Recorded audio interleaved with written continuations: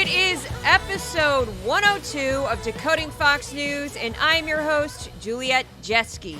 Each week, I watch and analyze a whole heck of a lot of Fox News and then break it down. This past week, it was 21 hours. Help me. Of Fox News. So let's get into it. It's because it's called having a primary on a Saturday. That completely messed me up. That's why this is a day late, folks. So sorry about that. Fox News, the South Carolina primary, a Trump town hall, and the migrant invasion. So I'm going to do a quick trigger warning because I know how people feel about this man's voice. But I thought I did a pretty good job of condensing what was a town hall that took up pretty much 40 minutes down to 2 minutes. And I'm calling this edit the stupid edit because I went through this thing more than once. And this is just what I feel were the dumbest moments of the Trump town hall, which was on the Ingram angle, condensed to 2 minutes. People said that. I'm not sure. I just think they maybe are just mixed up or confused. They come out with faucets where no water comes out. You know, if you go and buy a home, and they know what I mean, the showers, you stand under a shower and there's no water coming, and you're saying you end up standing there 5 times longer. But they say Joe Biden, there's no evidence that Joe Biden received any financial benefit personally. And to that, you say? Well, he's got a lot of houses all over the place, and he's never been paid more than about $179,000, I guess, is the top. It's a new category. I don't know if you've heard this, but I came up with this one: migrant crime. There's crime, there's violent crime, there's migrant crime. We have a new category of crime. It's called migrant crime. We have people coming in from everywhere. They're coming in from the Congo. They interviewed some people last night. Where are you from? Congo. Where did you live? Prison. If you have mail-in voting, you automatically have fraud. We are turning into a communist country in many ways. How will you put up that kind of money? Because you have a bond to put up. Even if you appeal, you got to put up escrow money. That's it's a lot of dough. It is a form of Navalny. It is a form of communism or fascism. The guy's a nut job. Hillary took a lot, and Bill took a lot. Bill took him out in his socks. They call it the socks case, which he won with a very tough judge, which he won. Because I think we do very well in California, but not when they send out 36 or 38 million. But there's real New York, New Jersey. Right. New Jersey, very strong, a great Trump state. I think we have a chance. If you win any of them, you automatically win the election. I mean, you'd win. Virginia's another one. New Mexico, we did great in New Mexico. I think we have a really good shot there. You know, Colorado is very interesting because of all this mess where you had this group of people trying to take somebody out of the ballot. Pray regularly. I pray. I pray. We have a nuclear weapon that if you hit New York, South Carolina is going to be gone, too. And you're going to be proud of it again. We're going to take the graffiti off the beautiful marble columns. Awful. The swastikas off the columns. Yes, that edit was incredibly stupid, but the entire town hall was incredibly stupid. I could see where the producers had cut him off and edited him to shut him up. I saw where it was very obvious that somebody after the fact had cut things out. He, in that brief 2 minutes, he's rambling on about water pressure, and then he claims he invented crime by saying there's crime, and then there's violent crime, and there's migrant crime. I came up with that. What are you talking about? What is just crime? Do you mean property crime? What are you talking about? Then he actually believes, he's so out of his mind, that he could win California, New York, New Jersey, New Mexico, or Colorado, all of which are blue states. Why don't you just throw in Illinois and Maryland? Why not? Vermont. Go for it, buddy. Say you're going to win Vermont. Say you're going to win Maryland and Illinois. Some of the bluest states in the country. Then he goes on about, I talked to this guy, he says, I'm from the Congo. Prison. What are you, again, there's actually more than one country with Congo in the name, but I'm not going to waste my time on that one. Then he says mail-in voting is fraud. And he talks about communism, swastikas on marble columns at the Capitol. There are no swastikas on marble columns at the Capitol. Stop it. If there was, it was there briefly, and then it was removed immediately. Then he says, then he's sniffing like crazy. Then he claims Biden is rich. Biden made most of his wealth. Now, number one about that, Biden released all of his tax returns, every single one. And it's well documented that when he was no longer vice president, when he was semi-retired, he made a lot of money with a book deal and speaking engagements. He made millions of dollars. There you go. There you have it. And also, vice presidents are paid more than senators, because he brought up Biden's salary as a senator, and he got it wrong. And nobody corrects him because nobody cares. He just says whatever the heck he wants. I cannot with this man. And then finally, the last one, which was completely wacko, was he's like, we've got nukes, that if you nuke New York City, you take out South Carolina. I'm like, okay, buddy, so are you saying that we, the United States, have nukes pointed at our own cities? Is that what you're saying? Because that's kind of what you said. You did say that, sir. You did say that. Sir. I'm sorry, I'm kind of going into a thing here. But I've had to sit through, when I make those annotated edits, that I didn't make one for the town hall because I just had no time this week. I was just desperately trying to catch up with everything because it was too much with the primary happening on a weekend, and then the town hall happening on a Tuesday, and then the week before I was still overburdened from that crazy news dump on Friday. So it's just been rough. It's been rough. I'm holding on for dear life. But yeah, his train of thought just jumps all over the place when he talks. And I'm still baffled that anyone thinks this man's intelligent, thinks that there's anything going on other than a giant ego. George Conway puts it best when he basically calls him just a pathological narcissist. And I'm like, yes, a narcissist and a sociopath. And I would agree. It's very I mentioned George Conway because my mother, I found out, this is just a silly anecdote, that my mother is a huge fan of George Conway. And I'm like, really? He used to be a Republican, or he still is a Republican. I'm not sure. I don't know what his status is, but that he used to be like crazy conservative. And she's like, Julie, I just love how he goes off about Trump. He goes off about Trump, and I just love it. I just love watching it because, we need more people. We need more people to just not hold back, to just go, this guy is out of control. So that's my mom. She's got a very thick St. Louis accent. Julie. That's how she says my name. My name's Juliet. It's on my birth certificate, but they don't call me that. They're getting a little bit better. Only, I took back the T. Stopped going, they called me Julie. I said, my name's Juliet. It's on my birth certificate. There's too many Julies. I'm going by Juliet, the name you actually named me in the 8th grade. There's still struggle. I was like, 13? They're still struggling with that, my family. Anyway, moving on. So Fox News, that was, Trump gets me so, it can't. But Fox News celebrated Donald J. Trump's victory in the South Carolina primary as it fueled fears of an invasion of violent criminals from unstable and dangerous nations streaming across the U.S. southern border. The network seems to flourish in the twisted combination of expressing joy about Trump and the MAGA movement while filling its viewers' heads with fear, paranoia, and dread.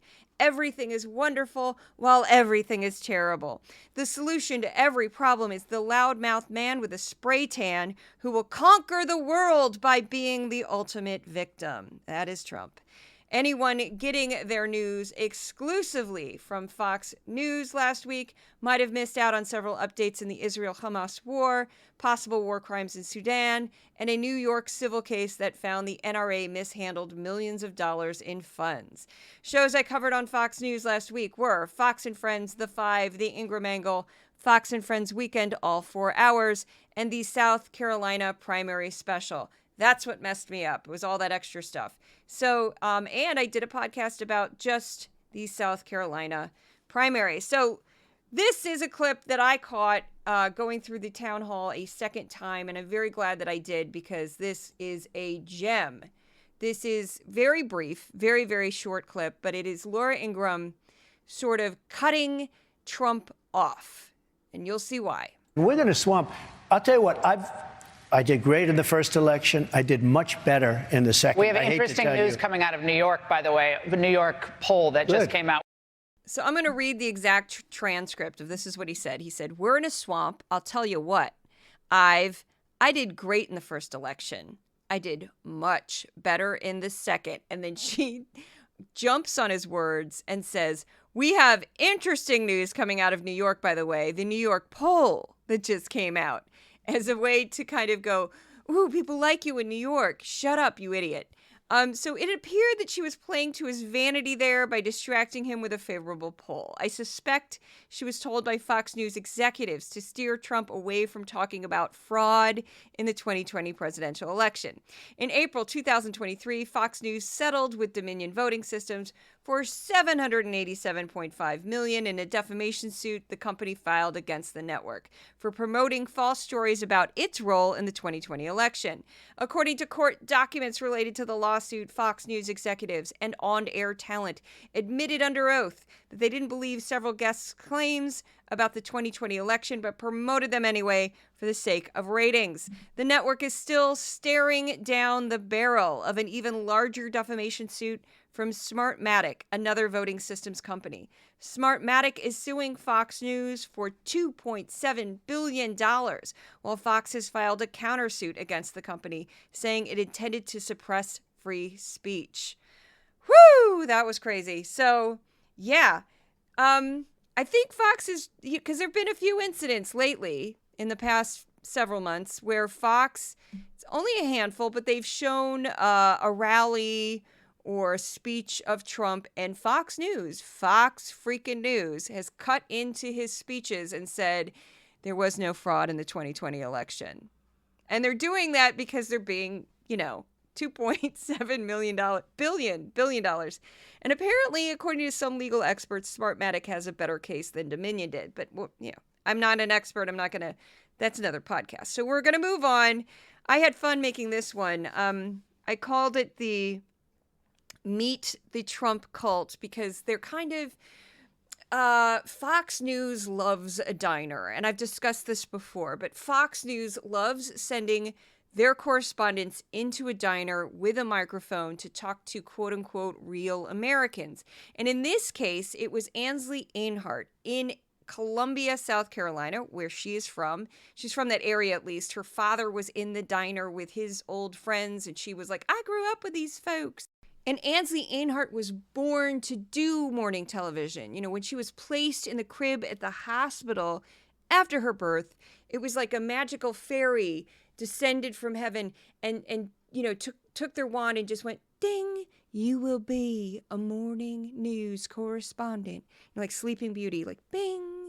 Because if you watch her at all, she is the epitome of morning television. Just full of joy and full of hope and just like, y'all. I mean, that's Ainsley Earhardt. So picture this. There's this large, kind of oddly shaped diner. There's two main rooms. It looks very Southern in that it's not retro. It's very kind of country looking. Very plain, just normal tables. People sitting at them, completely packed. Nearly everyone is white. Nearly everyone is senior aged. And it's just, they're all pushing the boundaries of the flag code, with red, white, and blue everything, patriotic, tchotchkes, scarves, hats, a lot of red caps. And then there's this comical thing of Ainsley Earhardt walking up to people wearing a MAGA hat or wearing a hat that says Trump across it going, who y'all gonna vote for? Yeah, that's great. That's brilliant. And they're anyway, so I'm going to play this clip. This is sort of a little montage that I made up. This is over 4 hours from Saturday, because if you want to drive yourself mad, watch 4 hours of Fox and Friends Weekend, which I did. And this is over the course of that time. Talking to voters at Lizard's Thicket in Columbia, South Carolina, ahead of today's primary. Ainsley. This is definitely Trump country. How many of y'all are for Trump? How many of y'all are for Nikki Haley? We have a few. Oh, Trump. It's Trump, yeah. Because it's close to your name? Yeah. Now, he's a businessman. He makes decisions. He signs the front of the check. and so he knows how to run a business, and this country needs. How about what's happening to him? They're trying to charge him, It's $500 million. It's obscene. I mean, it's jealousy. Yeah. I'm voting for Donald J. Trump because I love Trump. You do. All right. Thank you so much. Thanks for coming from Saluda. Tell me your name. Patricia Jordan Rucker, and I'm from Lexington, South Carolina, voting for Donald Trump, and we need everybody to rally to get him some money for those lawsuits. Just, save your money. Scrape what you've got left over after you go to the store to buy $10 eggs that are really $2. But, on Fox, they'll call them $10 eggs. Scrape what you have left and send your money to a billionaire. Do it right now. We're going to keep going. Oh, Donald Trump. Donald Trump. Absolutely. Donald Trump, of course. What do you like most about him? He's pro-America, God, family, country. He's a good man, and we need to bring him back immediately. So I included that clip because it sort of summarizes what the Democrats are up against when you say, why do you like Trump? And someone with a straight face, with all earnesty, just says, God, family, country. A man who's, jury found was liable for the sexual assault of a woman, had an affair with a porn star, paid her $130 to shut up about it, has divorced twice, cheated on all three of his wives. And you're like, has all this financial problems, lies like crazy, God, family, country. Okay, this is a group of small children that Earhardt is talking to. You ought to wave and say hey to Rachel and Pete and to Will. Look how cute they are. Do you have a message? Hello. Hey, guys. Donald. I like Donald Trump. Why do you like him? Because he does whatever he says he's going to do. Okay, thank you. Good job. There you go. Y'all are famous now. You're on national television. So those voices that you heard laughing over, that's poor small child who's been indoctrinated a little bit there. He looked about 8 or 9 years old, a little cute blonde boy. The people laughing over him were the cast of Fox and Friends Weekend, who were in a studio somewhere in South Carolina. They never said where, but it was Rachel Campo-Stuffy, Pete Hegseth, and Will Cain. And I found their reaction very odd because this kid is wearing a Trump hat. He's surrounded in a diner full of Trump supporters, and he says, I like Trump. And they just go, ha, ha, ha, ha, ha, ha, oh, oh. And the sound person didn't turn them down because it was sort of like, now we can't hear the kid. So this next clip did gangbusters on social media, which kind of surprised me. It always kind of surprised me. I never know. Sometimes I think a clip's going to be really big and I'll spend a lot of time on it. And it's, it does okay. This one, I was like, well, I should clip that because that's funny. And it was like, whoa. So I'll describe this. Ainsley Earhardt goes up to a table. There's a young man. He does not look 30. I would say he's under 25. He looks very, very young. He's got a neatly trimmed beard. He's wearing a Trump hat. It's not a MAGA hat, but it's a red hat, and it says Trump on it. He's preppy, whatever. He's a white guy. He's sitting at this table. He's got 2 guys behind him in a booth who he refers to. And I'll just let the clip speak for itself. Okay, and how about you, sir? You love Trump. Yes, ma'am. I'm John Allen, the 3rd vice chair for the Lexington County Republican Party, with Chairman Mark Weber and our 1st vice chair. We were actually the first county in all of South Carolina to endorse President Trump before the primary, which no one else did. But my biggest issue is I don't think communism is coming to this country. I think we're living in a communist state, and Donald Trump is the only candidate and president who can take this country back. It's terrifying to me as a young voter because I'm thinking about my future and my kids' futures. We need someone who's going to get us back on track, and Donald Trump is the only candidate who can do that. So I left in the edit there how he describes that he's like the 3rd vice chair of a chapter of the Republican Party of Lexington County, South Carolina. I purposely left that in there to just show that this is someone who thinks he's very serious when he says that we're living in a communist state. So I guess we had a revolution and nobody noticed it. It was bloodless. It was subtle. Just suddenly our entire economic system, the largest free market economy in the world, the free market economy that in many ways props up the entire world's economy through the sale of our U.S. treasuries and other, financial mechanisms such as the US dollar being used for about 90% of all global transactions has turned communist without anyone noticing. So if you have any shares or investments in the stock market, you might want to look into that, because I don't know how that's possible that that's still going strong with a communist system. But okay, here we go. You know, your IRAs, your 401ks, all gone. All gone. But anyway, no big deal. We haven't noticed. It hasn't happened. Anyway, so I had some fun with this. I tried to look this up on the Oxford English Dictionary, and to get the longer, which is what I wanted the longest definition possible, I had to become a paid subscriber to the OED, at least on the website I found. And I was like, oh, la-di-da, OED. I'm going to Merriam-Webster, which is, if you're a dictionary snob, the lesser of the... I can't get into why I know how dictionary snobs work, but it doesn't matter. So here we go. Here's the longest definition I could find, and I'm reading the whole thing because I think this is funny. So this is definition number 1. A system in which goods are owned in common and are available to all as needed. It's definitely the United States. Okay. B, a theory advocating elimination of private property. Okay. Second definition, a doctrine based on revolutionary Marxian socialism and Marxism-Leninism that was the official ideology of the Soviet Union. A totalitarian system of government in which a single authoritarian party controls state-owned means of production, a final stage of society in Marxist theory in which the state has withered away and economic goods are distributed equitably. So I think it's fair to say that Mr. Allen, the young man in that clip, does not know the correct definition of the word communism. I also find that definition kind of funny, and this is why I want to include the longest version of it, because that last sentence is hilarious, because I went to the Soviet Union in 1990 as a student, and this line just made me giggle. A final stage in Marxist theory in which the state has withered away and economic goods are distributed equitably. In practice, in the Soviet Union, the state did not wither away. It got stronger and more controlling as communism got older.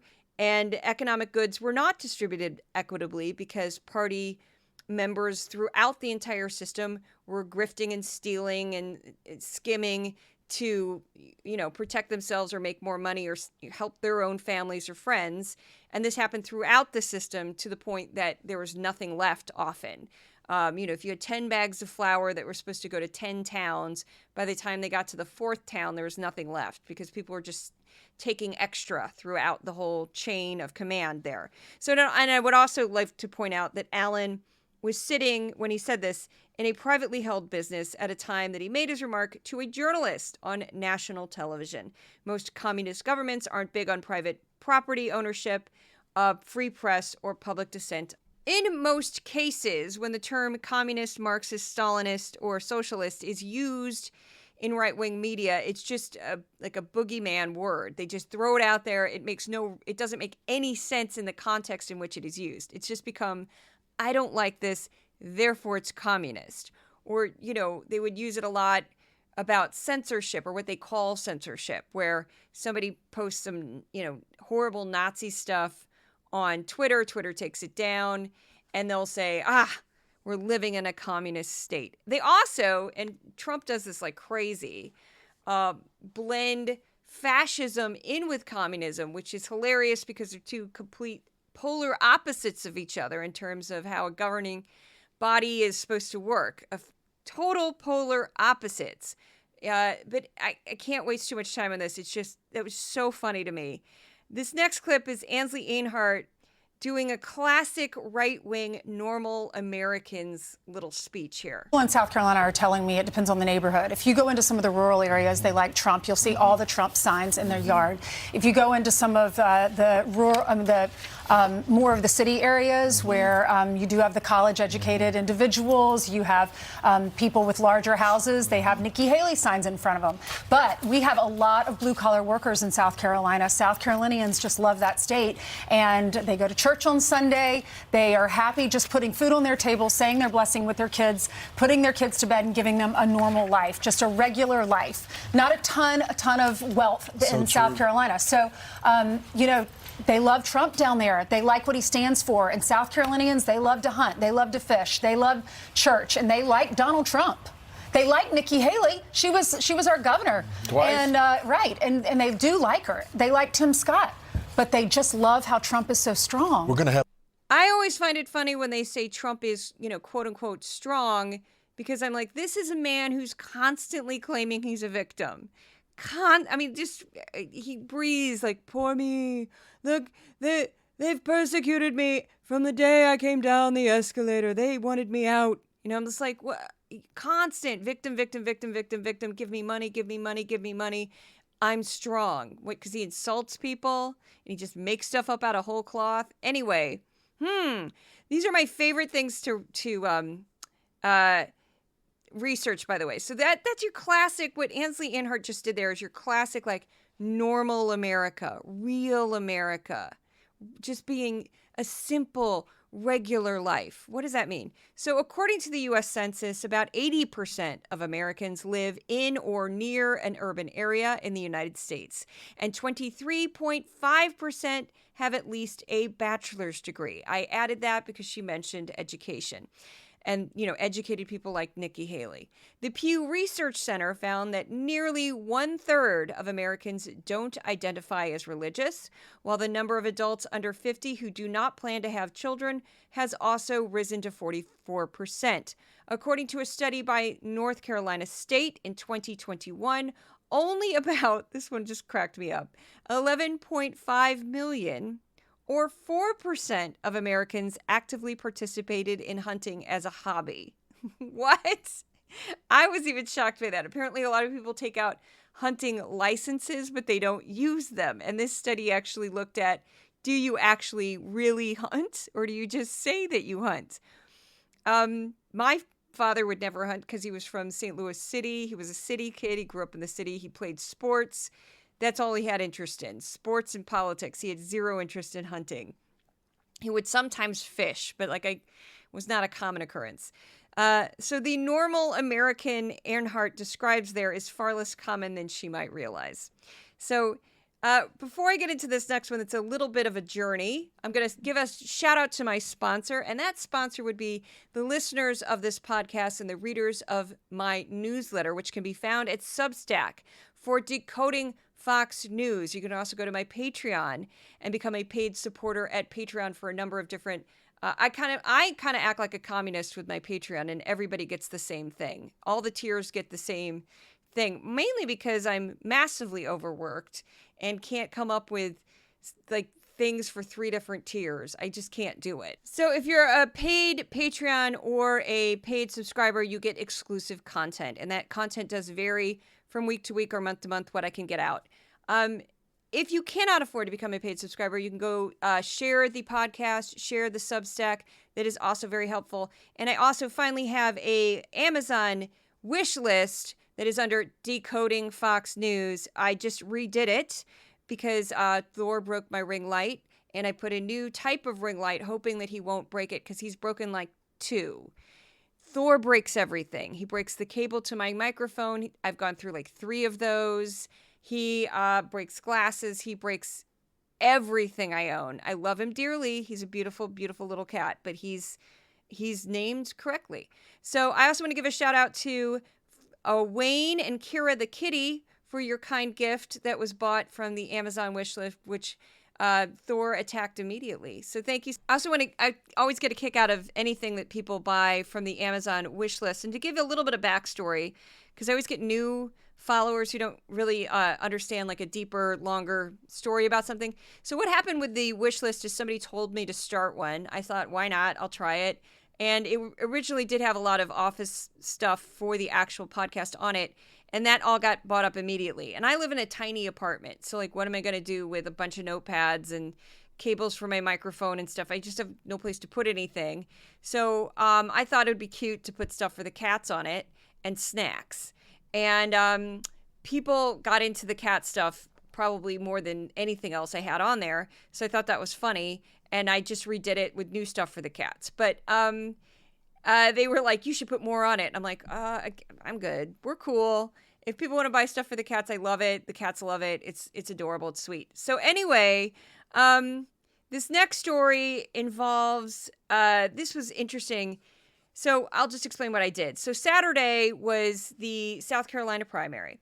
And I've learned to pick up all of the hours of Fox and Friends on the day of a primary because they usually give me really good stuff to pull from because they just go full on, all of their energy into the primary. And I get good clips. So I thought, let's do this. Let's watch all of Fox and Friends, which I don't recommend doing, for 4 hours straight. And I captured it and went through it. And I noticed the story was being pushed really heavily. And I thought, this is odd because this really shouldn't be a national story. And this really shouldn't be that important for Fox News. But anyway, so Laken Riley was a 22-year-old nursing student at the University of Georgia in Athens, Georgia. She goes out for a jog in the morning. Pretty much very early on, she's reported missing because it was odd that she didn't come back. And they found her body right away, which is just horrific. There was trauma to the head. It was very obvious that there was foul play involved. And then police also very quickly apprehended Jose Antonio Ibarra, a 26-year-old immigrant from Venezuela. And there was some question about his immigration status. He entered the U.S. unlawfully in 2022 and was paroled and released for further processing, according to immigration authorities. So police have reported that Ibarra did not know Riley before the attack and have called the attack a crime of opportunity. So this happened on Thursday. Fox and Friends and other Fox News programs mentioned this story right as it broke. Because it's horrific. And what's really twisted about this story in general, too, is that most crime occurs between people who know each other. So stranger crime always gets more press because it's unusual.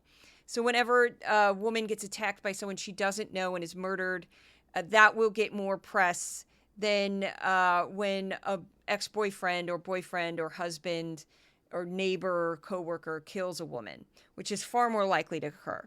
So I'm just going to, I went through all 4 hours, like I said. I went through them again, cut out all the segments, and then went through all the segments to pull sound bites where they kept mentioning this man's immigration status. This is going to be a little bit different than the newsletter if you follow the newsletter, because this type of edit that I did does not translate well to print, but it's very, very useful with audio. So here's the clip. Police are revealing that the man accused of killing that nursing student in Georgia, not a U.S. citizen. Lives here in Athens, but is not a U.S. citizen. Authorities, however, have not confirmed whether Ibarra is undocumented too, only saying he is from Venezuela. Well, this guy entered the country illegally in September of 2022. We'll watch the media very carefully as they try to paint this as something other than illegal enters country, kills citizen. We've got a story we led with this morning about a University of Georgia student murdered by a suspect who we now know is not a U.S. citizen. Just terrible. Police revealing that the man accused of killing that nursing student in Georgia is not a U.S. citizen. In Athens, but is not a U.S. citizen. Authorities, however, could not confirm whether Jose Ibarra is undocumented too, only saying he is from Venezuela. This guy entered the country illegally in September of 2022. We got to save lives, and you do that by securing the border. Turning now to a Fox News alert, some pretty serious stuff. Police revealing that the man accused of killing that nursing student, that beautiful girl in Georgia, is not a U.S. citizen. He has an apartment in Athens, but as you said, he is not a U.S. citizen. We're back with a Fox News alert. Police say the man accused of killing Georgia nursing student Laken Riley is not a U.S. citizen. We can secure the border and protect our national security and protect young ladies like this who lost her life. Fox News alert, police revealing that a man accused of killing that nursing student in Georgia is not a U.S. citizen. And we're now learning the suspect did not know Laken Riley before the alleged murder. Madison Scarpino is in. This happened when she was just going out for a run on the UGA campus. Now, police say that he has an apartment in Athens, but is not a U.S. citizen, as you just said. So when I went through that, I had like 38 minutes or something to go through all the segments when I stuck them together. And that was the main thing that they pushed, was that this man was not a U.S. citizen. They actually led with it. They'd say, Fox News alert, police revealing that a man accused of killing that nursing student in Georgia is not a U.S. citizen. Why on earth was it so important to know his immigration status? Do citizens also commit crime? Of course they do.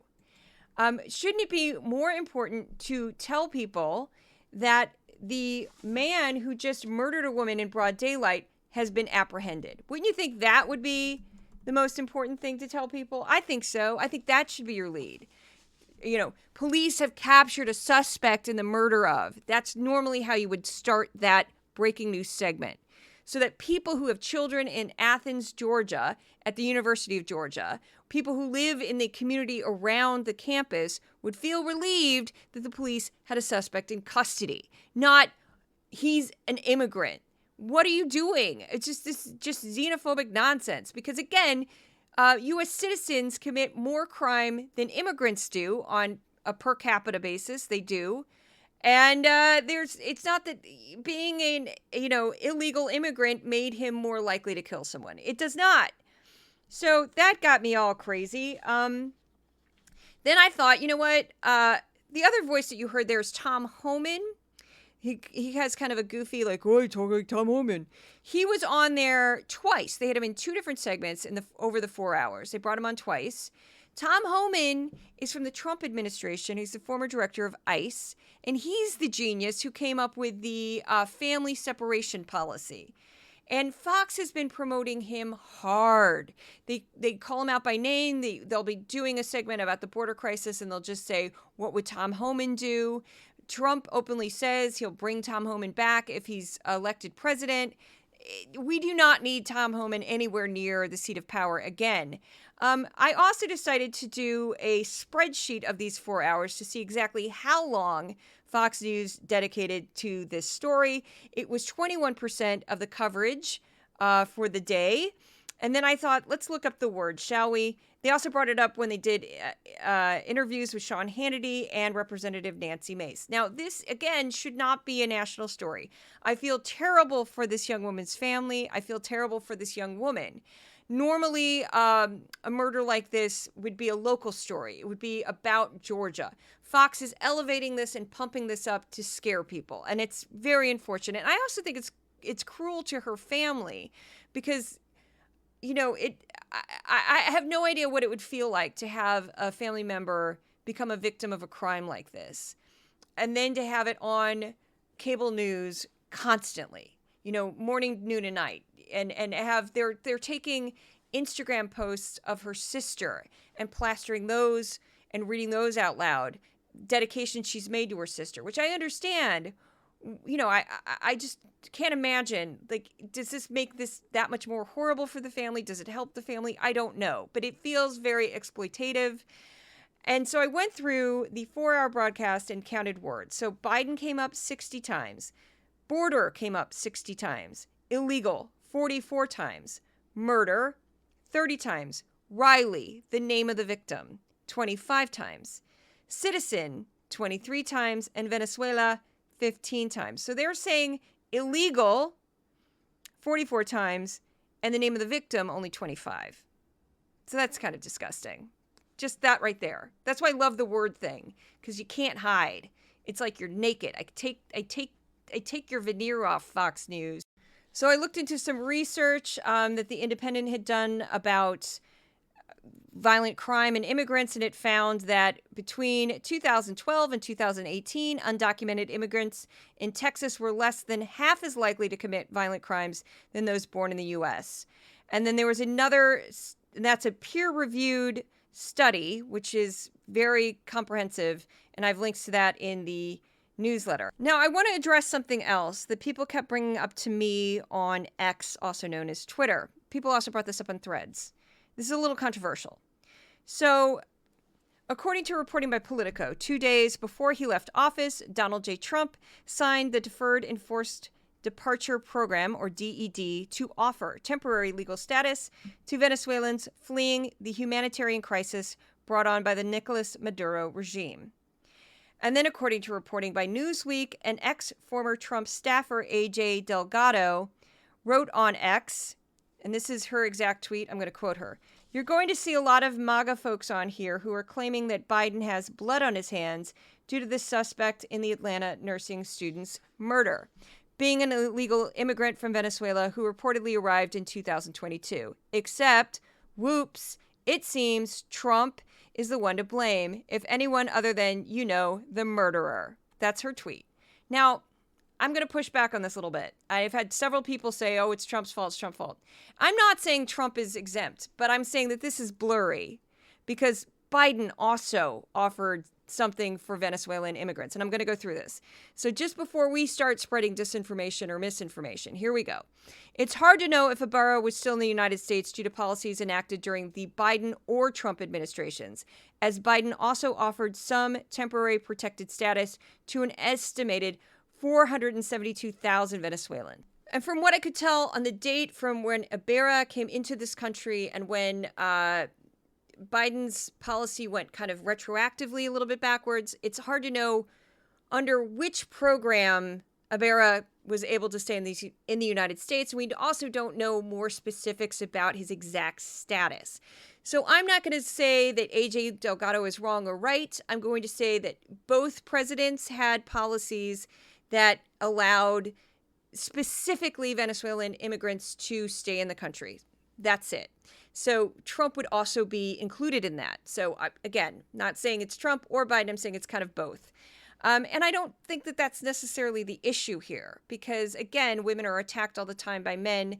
Immigrants are not. It's not really, this is just kind of driving me crazy. But anyway, I just wanted to address that claim that this was a Trump policy because I'm finding stuff that's a little bit blurry on that. And I just wanted to clear that up a bit. So if you have a differing opinion and you feel like, no, this is definitely 100% what the policy is, that's great. I would disagree with you based on what I could find. I don't really think it matters, to be quite frank, because plenty of citizens, attack women for no reason. So this next one is also about Venezuela, and this is from Fox and Friends, and this is just a portion. The term prisons came up 12 times over the 4-hour period. And this is Rachel Campos Duffy doing what Rachel Campos Duffy does, which is just make stuff up. Well, first of all, if you know anything about Venezuela, Cuba controls Venezuela on a large scale. And yes, of course, Venezuela is suffering economically. The last thing they need is to keep these guys, these criminals alive in their prisons. An easy thing to do is just let them go. Our border is wide open. Most Hispanics believe that's exactly what's happened. And that's a conversation that's being had in our communities right now. So I just want to point out the obvious that Rachel Campos Duffy can only speak for herself. She cannot speak for the entire Latino community. It's also not a monolith in that somebody from Argentina is going to have a very different opinion about something than perhaps someone from Puerto Rico, which is part of the United States, or someone from Guatemala, El Salvador, Colombia, Peru.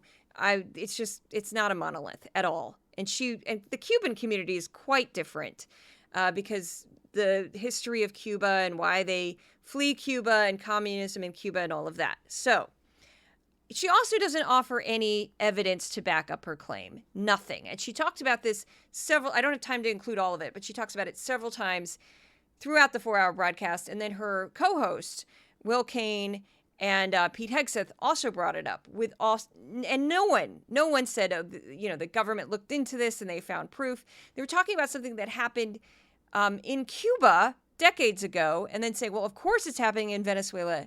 Now we just know it is. No, that's not enough. You need actual proof. You need actual evidence. So moving on. So I should do a quick impression since it's about 44 minutes. Yikes. I knew this one was going to be long because there was a lot to cover, but I'll do very quickly because, I like flipping these two ladies quite a bit. but we'll do this one. I'm Kari Lake, and you're fake news, and you're a liar. And I am the governor of Arizona, also known as Carizona.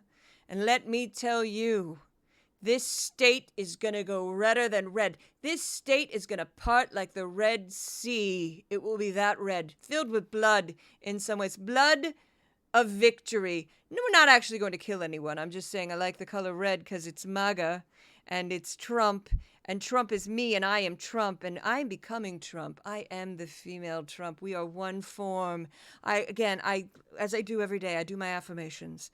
I look in the mirror and I say, Kari, what did you start out as? Nothing. And what are you going to be? Something. And you're going to be reading the news over the backs of the broken as they gave up on democracy, but you didn't.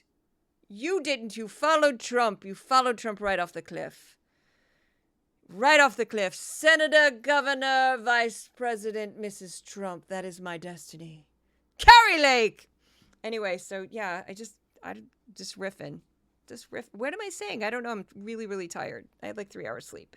Okay, next up, we're doing the stories Fox News ignored. I had to truncate it this week. I couldn't include all of them because it was just too big. It was too massive because last week was too much going on. So we're going to start with every week. I compare the hours I've watched on Fox News to 5 hours of the PBS NewsHour. The following list are stories that PBS covered that Fox News did not. So here we go. Updates in the war in Ukraine. The Ukrainian military has withdrawn from 2 villages near the eastern town of Avdiivka, which was recently taken by the Russians. Residents in the area also fled. Updates in the Israel-Hamas war. Fox is talking more about the war now, but they are leaving out a lot of details. So here we go. 26 European Union countries called for humanitarian ceasefire in the Israel-Hamas war. Hungary was the lone holdout. According to the Gaza Health Ministry, 29,000 people have died in Gaza since the start of the war. The ministry does not differentiate between civilian and combatant casualties. The U.S. vetoed a UN resolution demanding an immediate humanitarian ceasefire in Gaza. The U.S. said it would interfere with negotiations on a deal to free hostages abducted in Israel. The UN's top court is hearing the final arguments in a case challenging Israel's 56-year occupation of the West Bank and Gaza. Israeli strikes killed at least 67 Palestinians in Gaza, including in areas where civilians were told to seek refuge. The United Nations World Food Program, WFP, announced a pause in food and aid deliveries to northern Gaza on Tuesday after its drivers faced gunfire and violence from desperate residents swarming the trucks. The Israeli legislature backed Prime Minister Benjamin Netanyahu's rejection of any unilateral recognition of a Palestinian state. The Israeli position says any permanent accord with the Palestinians must be reached through direct negotiations between the sides and not by international dictates. So moving on to other news stories, the annual migration of red crabs in Australia is 2 months behind schedule due to severely dry conditions. Most experts blame man-made climate change. True the Vote, an advocacy group that has spread false conspiracy theories about the 2020 election, admitted in a Georgia court that they had no evidence to back up their claims. The group was used to back up false claims in the documentary 2,000 Mules, produced by convicted felon Dinesh D'Souza. D'Souza was convicted of campaign finance violation in 2014 and received a pardon from former President Donald J. Trump. The Supreme Court declined to hear a case about admissions policies in a Virginia magnet high school that were meant to increase racial diversity. The case was brought by parents of Asian American students who felt the policy was discriminatory against their children. A South Carolina man was found guilty of a hate crime for killing a transgender woman because of her gender identity. It was the first federal hate crime trial that was based on gender identity. Tensions increased in the Taiwan Strait last week following incidents near an island involving the Chinese and Taiwanese coast guards. In India, police fired tear gas at protesting farmers marching towards the nation's capital. As the gas dispersed, thousands of farmers fled into nearby fields about 125 miles north of New Delhi. In Spain, farmers drove tractors into central Madrid on Wednesday as part of an ongoing protest against European Union and local farming policies. So far in the 2024 presidential race, Joe Biden's campaign entered February with nearly 56 million in cash reserves, while Trump had little more than 30 million. The Albanian parliament voted for a deal where Albania would hold up to 36,000 of asylum seekers for Italy each year for 5 years. Albania would shelter up to 3,000 migrants rescued from international waters at any one time. A judge in Texas found that a school district acted within the law when it suspended a black student over his hairstyle. A federal judge blocked a California law that would allow residents, state and local governments to sue gun makers over, quote, abnormally dangerous, end quote, guns. The judge cited the laws as being likely unconstitutional. Next, Benedict, a non-binary 16-year-old, died after being physically beaten during a bullying episode in a girl's bathroom in a suburban Tulsa high school in Oklahoma. Benedict's exact cause of death is still under investigation. Next, Benedict died the day after the attack. A jury in New York State found that the former CEO of the NRA, Wayne LaPierre, along with other executives, mismanaged finances at the nonprofit. According to the lawsuit, LaPierre and other executives used the nonprofit to enrich themselves personally. The U.S. and South Korea are planning an 11-day military exercise on the Korean Peninsula beginning next week as tensions continue to rise with North Korea. A new report by the UN Human Rights Council found evidence that scores of people, including children, have been subjected to rape and other forms of sexual violence on the ongoing conflict in Sudan that might account to war crimes. Kenya held a state funeral for Kelvin Kiptum, a world marathon record holder. Kiptum died in a car accident earlier this month. He was only 24 years old. Hundreds of dignitaries, including the president of Kenya, attended his funeral along with thousands of mourners. Haida Broadbent, an HIV/AIDS activist, died February 20th at a neurological rehabilitation center. She was 39. Broadbent was born with HIV and developed AIDS at age 5 and spent most of her life advocating for HIV/AIDS awareness and prevention. She was one of the first pediatric patients to receive AZT and other antiretroviral drugs for the treatment of HIV/AIDS. And those are all the stories that Fox News did not include. And again, I went through 21 hours and I actually had to trim a few stories that I didn't think were necessarily like newsy enough, that were more like evergreen. I cut a couple because I just didn't have room.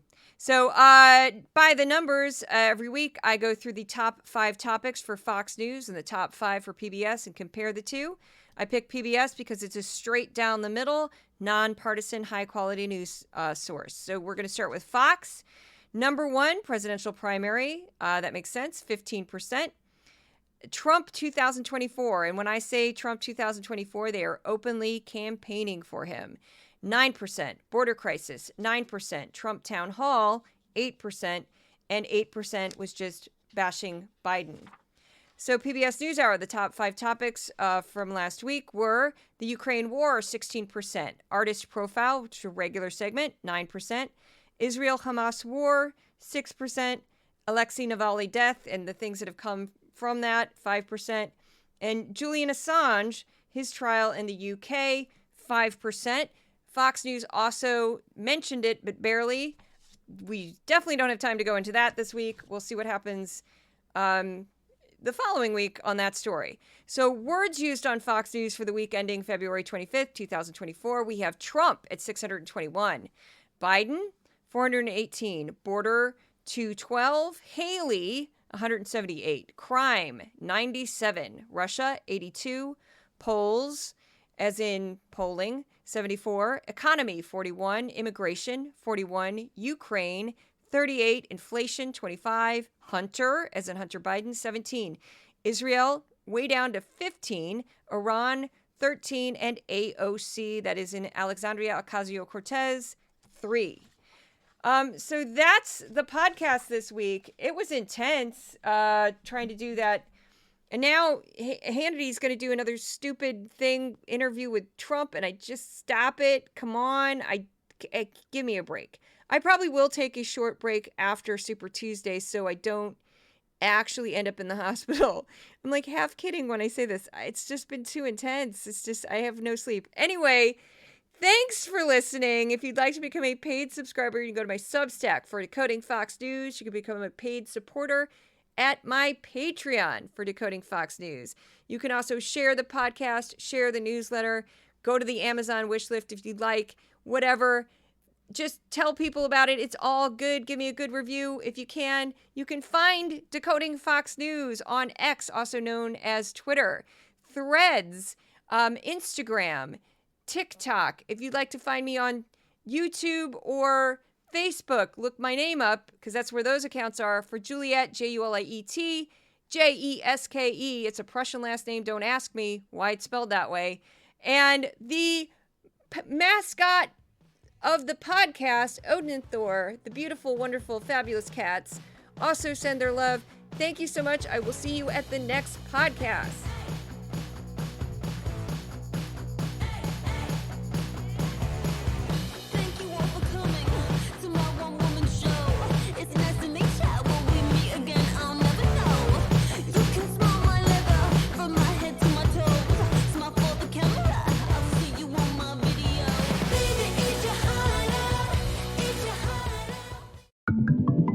Resolute Square.